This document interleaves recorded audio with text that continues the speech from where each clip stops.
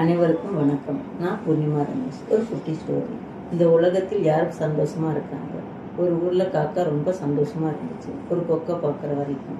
அந்த கொக்கை பார்த்து சொல்லிச்சான், நீ வெள்ளையே அழகா இருக்க, கருப்பா இருக்கிற என்னை எனக்கே பிடிக்கல. நானும் அப்படித்தான் நினைச்சேன் கிளியை பார்க்குற வரைக்கும். அது 2 நிறங்கள்ல அழகா இருக்கு. காக்காவும் கிளியை கேட்டுச்சு. நானும் மகிழ்ச்சியா தான் இருந்தேன் ஒரு மயிலை பார்க்குற வரைக்கும். அது பல நிறங்களில் அழகா இருந்துச்சு. உடனே காக்கா மயில் இருக்கிற ஒரு மிருக காட்சி சாலைக்கு போய் பார்த்துச்சு. அங்க ஆயிரக்கணக்கான ஜனங்கள் மயிலை பார்க்க காத்திருக்க காகம் நினைச்சது இதுதான் மகிழ்ச்சியானது என்று. அழகு மயிலே, உன்னை பார்க்கறதுக்கு எவ்வளவு பேர். என்னை பொறுத்தவரை இந்த உலகத்தில் நீதான் மகிழ்ச்சியான பறவை. இந்த மிருக காட்சி சாலை பூரா நான் பார்த்ததில் காக்கா மட்டும் போட்டி வைக்கல. நானும் காக்காவா இருந்தா இந்த உலகத்தை ஜாலியா சுத்தி வருவேன்.